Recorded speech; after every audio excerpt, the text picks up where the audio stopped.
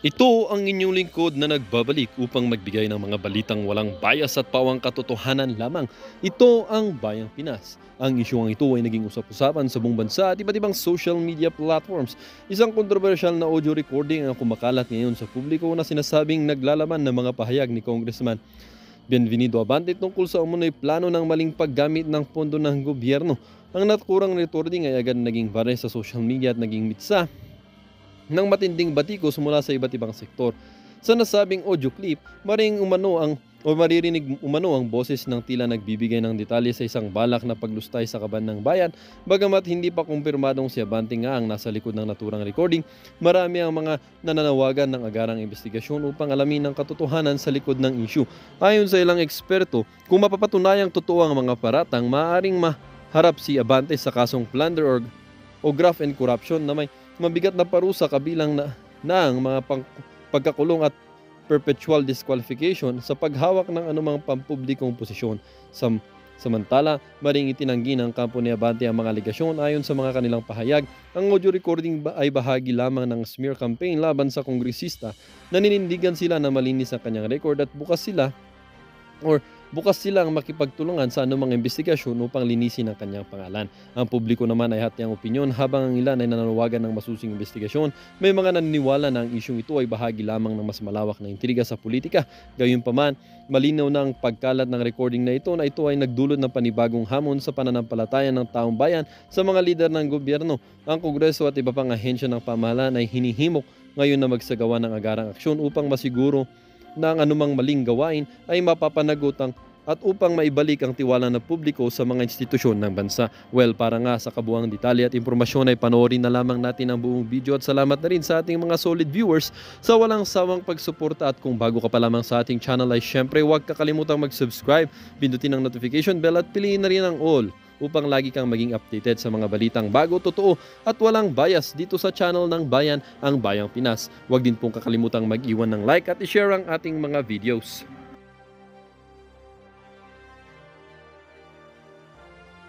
BBM tamba, nahuling nagsisinungaling. Sa bibig mismo nila ha, nahuli silang nagsisinungaling. Mamaya ipapakita ko sa inyo. So kung merong Pastor Marcoleta tandem, meron ding BBM tamba tandem, sinungaling. Mga budol talaga to magpinsan na ito. Pangatlo, Young Guns, takot sa impeachment. Yan ha. Ito, tingnan natin. Nagdeklara na si House Speaker Martin Romualdez ng all-out war laban sa mga smuggler, profiteer at hoarder ng pagkain na Nakita nyo naman ha? nagpapahirap umano sa mga ordinaryong pamilyang Pilipino. Ayon sa House Leader, nananatiling prioridad ng... Kalma. Ha? All-out war sa mga smuggler. Smuggler. Di ba? Lalo-lalo na sa bigas, sa mga pagkain. Naalala nyo, itong tandem nila. Ano sinabi nito? Hindi ko na lang maalala sino nagsabi ng English, sino nagsabi ng Tagalog. Pero pareha sila magpinsan sinabi yan. Ano sabi nung isa? Your days are numbered, sabi niya sa mga smuggler. Yung isa naman sabi, bilang na ang araw ninyo, sabi sa smuggler. Silang dalawa. Hindi ko lang maalala which is which. Sino yung Tagalog, English. Pero pareha sila nagsabi. Huli kayo. Huli kayo na nagsisinungaling kayo. Ngayon, ipinapangako nyo na naman. Sinasabi nyo na naman. Nung sinabi nyo bilang na araw ninyo. Bilang na araw? Buwan na nakalipas. Mag-iisang taon na nga ata. May nahuli kayo mga smugglers. May nakasuhan ba? Sige nga, ilabas ninyo mga nakasuhan. May mga nagkukwento pa nga tanong ko sa inyo, totoo ba ito? May mga nagkukwento. Yung mga nahuhuli nyo, huli-huli pang TV lang. Meron nagsabi sa akin, kakilala ko ano sabi niya? Dito sa lugar namin, dito yung mga bigas-bigas na ni-raid. Hindi daw lahat nire-raid ninyo. Namimili lang kayo ng nire-raid. Di ano yun? Pinapatay nyo lang yung competition. Kung may Pastor Kibuloy Marcoleta tandem, merong budol tandem, kayo magkapatid. Wag na natin palahabain Yun na lang. Yung bilang na araw ninyo. Until now, sinasabi nyo may nahuli. Kanina lang sa balita may nahuli kayo na smuggler. Ba't hindi nyo ipamigay gaya nung ginawa ni Marcos, ni BBM, yung presidente nyo? Pinamigay yung isda. Eto, ba't hindi nyo ipamigay? Ibebentan ninyo? Kukuhanin ninyo? Ay, nagtatanong lang. Bakit yung bigas na 3 buwan na? Saka pinamigay? Pinagtagal muna? Ano to? Pagtatagalin nyo muna? Saan napunta yung mga nahuli nyong bigas dati? May nabalita ba? O ano yun? Ginawa nyong pangayuda, nilagyan nyo yung pangalan? Nagtatanong lang po. Bakit ilan lang daw yung nire-raid nyo dyan? Hindi lahat nire-raid. Asa na yung sinasabi nyo bilang na araw ninyo? May kaso ba sila? Bakit tuloy-tuloy ang smuggling? Dapat sa port pa lang yan, nahaharang na eh. Bakit sa warehouse nyo nahuhuli? Ibig sabihin, nakalusot na. Tama o tama-tama. Kung bakit sa droga, dapat sa port pa lang huli na, sa airport pa lang huli na. Bakit nahuhuli nyo sa mga tao? Di nalulusutan kayo. Ano yung nangyari doon sa drug hole ni Marcos? Hanggang ngayon, hindi na lumabas yung driver. Biggest drug hole, walang balita. Record-breaking drug hole, walang balita. Wala yung driver. Walang bodyguard. Nahuli lang sa checkpoint. Pambihira. Ang daming butas. Sige, pakisagot lang. Totoo ba yun? Namimili kayo ng i-raid. Pagka hindi nyo kaibigan, hindi nyo re-raidin? Ay pagkaibigan nyo, hindi nyo re-raidin? Tanong lang. Saan napunta yung mga bigas na na-raid nyo? Asa na yung mga drug lords? Merong listahan na ng mga drug lords. Nilabas nyo pa yung mga pangalan dyan sa house. Nabalita yan sa mainstream media, hindi lang sa SMNI. May nakulong ba ni isa sa kanila? May nakasuhan ba ni isa sa kanila? Tanong lang po. Kasi ito na naman kayo, sasabihan nyo na naman yung taong bayan eh. Oh. All out war sa smuggling. Sinabi mo na yan, tambay eh. Sinabi nyo na, kayo ba talaga magpinsan? Lulukuhin nyo na lang kaming taong bayan parati. Tapos pag tinatanong kayo, magagalit kayo, ipapakontempt nyo. Damihan nyo yung kwarto dyan sa contempt, nyo. Parang gusto nyo lahat i-contempt, lahat ng kukontra sa inyo eh. Gusto nyo at ituring kayong mga Diyos. Sige na, ilabas lang ninyo. Saan napunta yung mga nahuli nyo before na smuggle na mga bigas?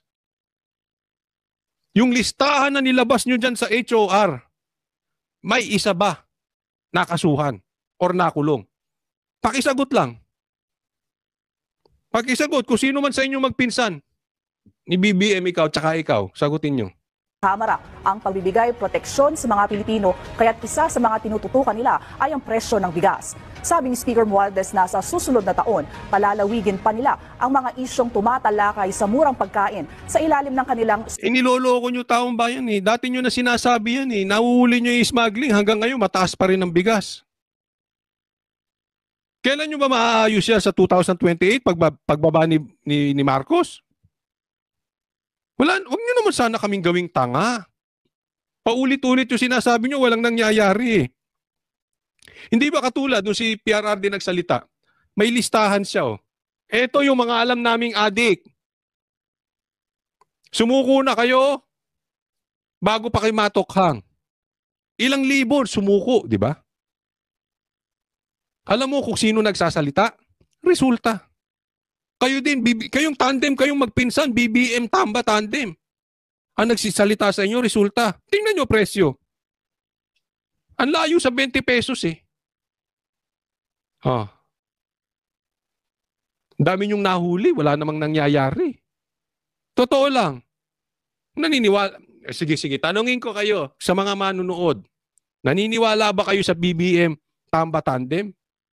Nabilang na ang araw. Your days are numbered, mga smugglers. Para kayong bantay sa lakay eh. Alam mo kung bakit?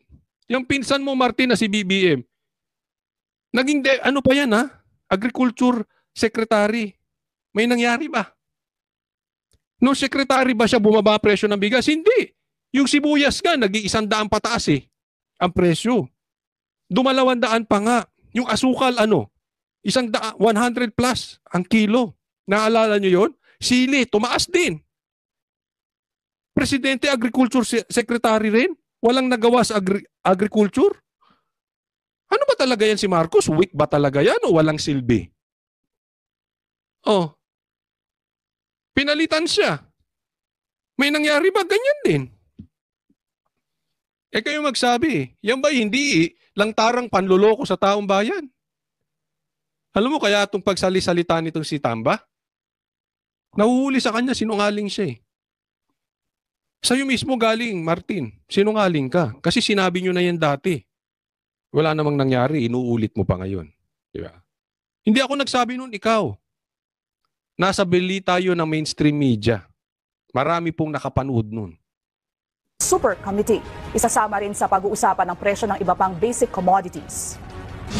Ibaba natin ang presyo ng bigas at basic food commodities. Yun po talaga ang hangarin na. Ayan ang hangarin mo, ibaba ang presyo. Paano pag hindi bumaba? Pwede kang tawaging sinungaling Martin? Sinungaling Tamba? Hindi alam nyo kung bakit po ganito. Kasi sawa-sawa na po ang dami ko pong nare-receive na messages. Sawang-sawa ng tao sa kakapangako ninyo. 2022 pa kayong nakaupo, hanggang ngayon mataas pa rin ang presyo. Tapos mangangako kayo, sisikapin yung ibaba. Sisikapin ni Marcos ibaba ng 20 pesos. Ilang taon gusto nyo? Pagpatay na yung mga kabayo, saka nyo isi-serve yung damo? Talagang ginagawa nyo kaming tanga. Pero mas tanga kayo kung akala nyo naloloko nyo kami. Diba? Hindi nyo na kayo maloloko. Puro kayo pangako eh. Paano kayo may matatapos sa trabaho nyo? Sino inaasikaso nyo? Kakafocus nyo sa Duterte. Di ba? Ayaw nga nyo magpa-drug test eh. Kasimple nun eh. Natakot kayo sa drug test. Kinta ko, no?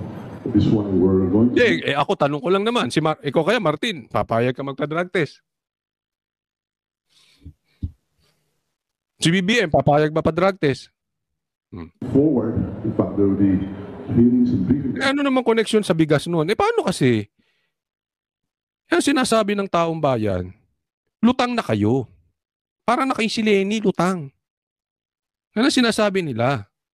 Hindi ko sinasabing totoo yun, ha? Kaya lang, parang ganun lumalabas eh. Kasi yung mga pangako nyo hindi nangyayari. Ano ba naman pagbigyan nyo yung drug test? Nang hindi na kayo pagdudahan na pag meron kayong kapalpakang nagagawa, hindi na papagbintangan yung droga. Di ba? Kadali-dali naman magpa-drug test. Ewan ko ba naman sa inyo, oh? Sweet. Kita mo, anong lumalabas sa'yo?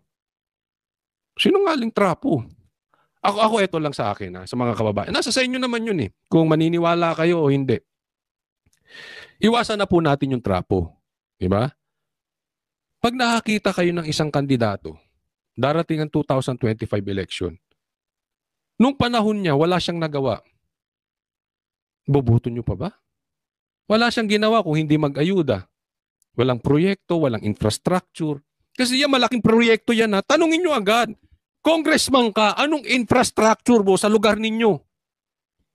Kasi kailangan ng bansa natin yan eh. Infrastructure. Hindi pwede tayong bigayan lang ng bigayan ng pera.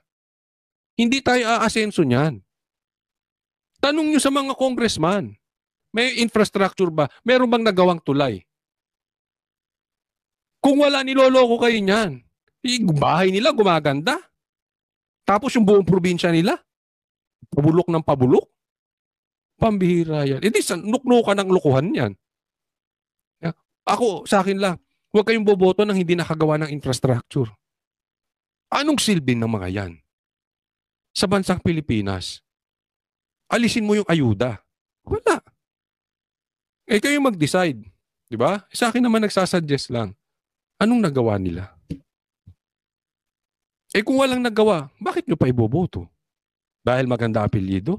Pagandahan na lang tayo ng apelyido. Pag ang apelyido, tunog Kastila, boto natin. Ganon. Core ninyo, ha? Diba? Kaya tayo naloloko eh. Diba? Itinapon nyo na yung tatay, binoto nyo naman yung anak. No, diba? Huwag na tayong papaloko. Lagi nyo hahihingin yung resibo. Huwag na po tayo paloko, ha? O next po tayo, ito mga Mga young guns, di umano, takot sa impeachment. Okay, fire. Ito. Pag-usapan natin. Another lip service ng ating Vice Presidente.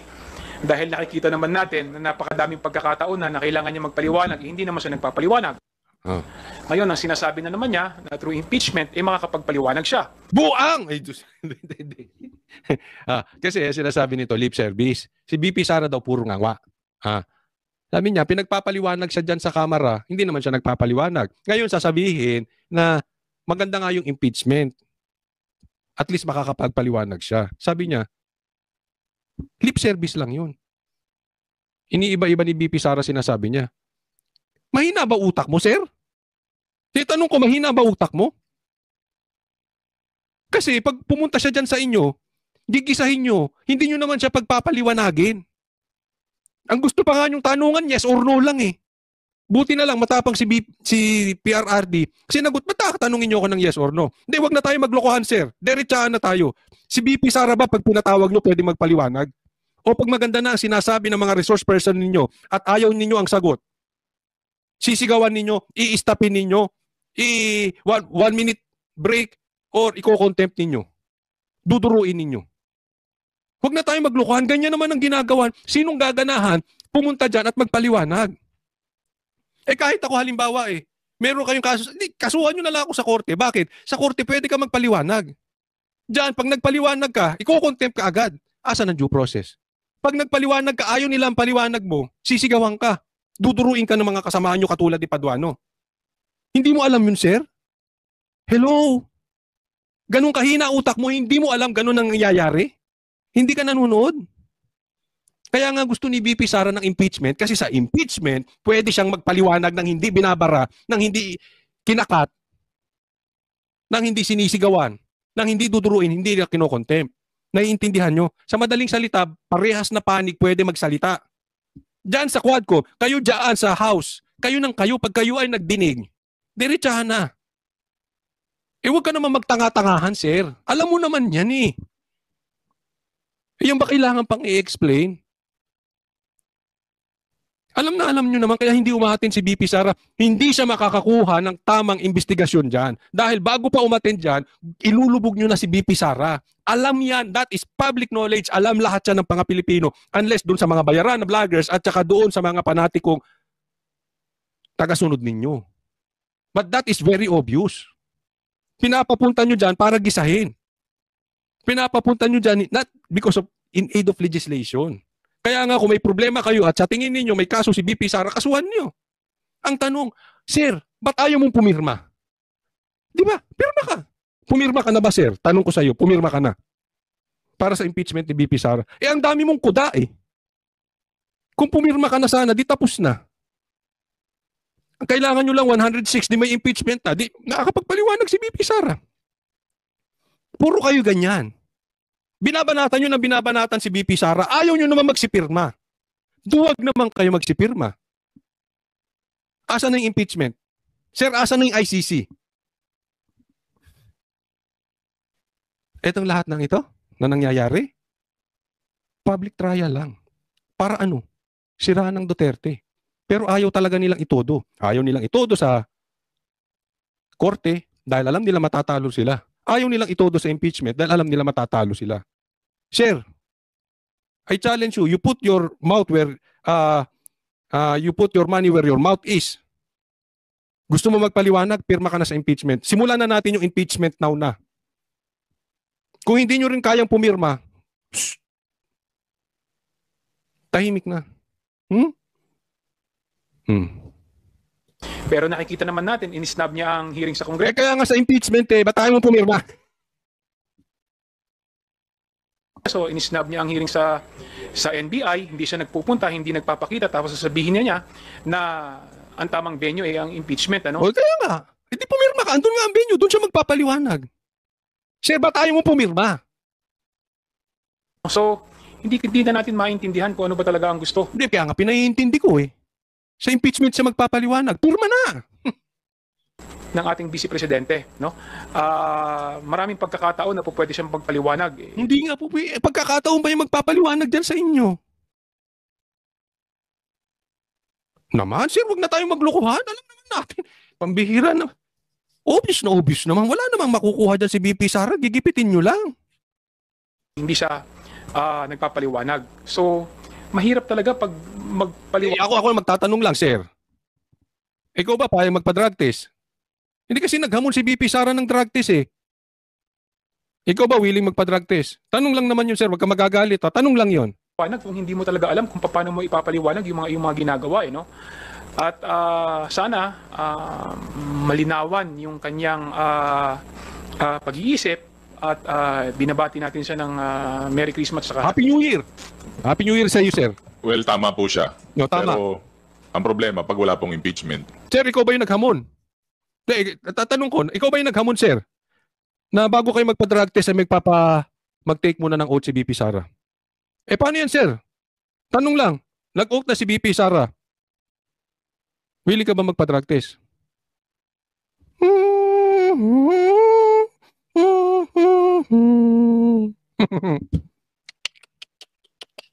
Tinan mo tanong niya. Tinan niya, sasabihin niya. pag wala pong impeachment, Ang problema niya wala impeachment. Di simula mo impeachment. Ang tagal niyong binild up yan. Tapos hindi niyo pala kayang impeach. Pirma na. Ba't ayaw mo pumirma? Bakit takot kang pumirma? Nagtatanong lang. Impeach na natin. Impeach na natin. Kayo pala, hindi ako pwedeng pumirma. Impeach nyo na si BP Sara na magkaalaman kung asa ng taong bayan. Sige na. Pero ba't sinasabi mo ngayon, paano ngayon kung walang impeachment? Hindi. Niyabang nyo yung impeachment dyan. Yung impeachable offense yung ginagawa ni BP Sara. Sinasabi dyan ng mga kasamaan mo kung hindi man ikaw. Ba't ayaw mo pumirma? Ba't ayaw mo magpa-drug test? Hello? sana naman po siya sasagot. So, Sa impeachment nga eh. Ano mo mahirap intindihin doon? Sana naman siya sasagot? Yun na nga eh. Dalawa sasagutan ni VP Sara. Matagal niya nang sinasabi. Impeachment to korte. Doon kayo magkita.